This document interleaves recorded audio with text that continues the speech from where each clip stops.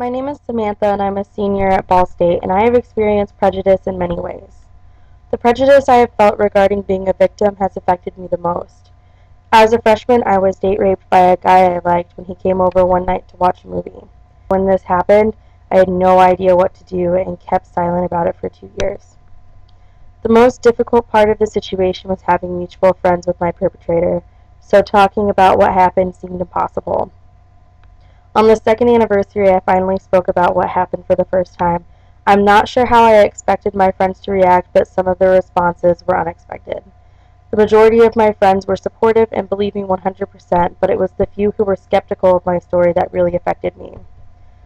I remember being asked to go into detail about the rape because my friend wanted to know what I considered rape.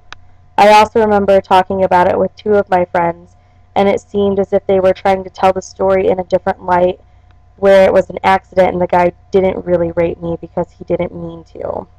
I thought my friends would be quick to take my side and believe me, but those friends I still had in common with him did not want to see him in a bad light and told me they would not take sides. I never realized how much someone's opinion of me could hurt until then.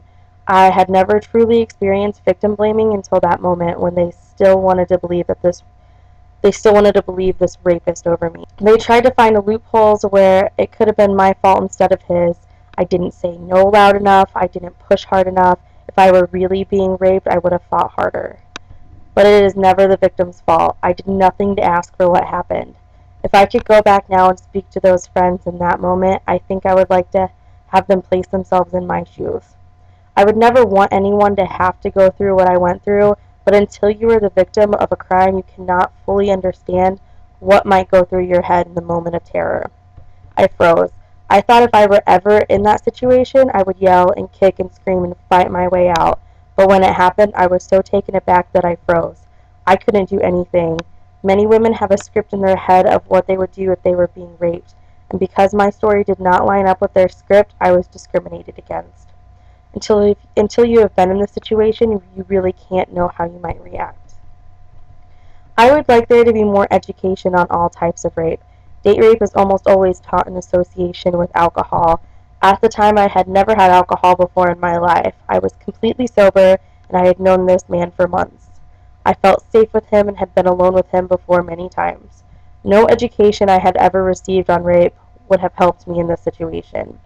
Women need to understand that they can be date raped whether alcohol or drugs are present or not, and that violent attack scenes in a dark alley are not as prevalent as being raped by a well-known and trusted friend. I feel that better education on the topic would help more people understand the different types of sexual assault and that victims will act in their own way and they should not be judged for that.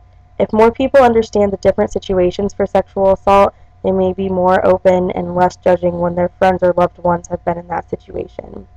Victim blaming can be just as harmful as the assault itself was. The more people understand about victim blaming, the better off victims will be.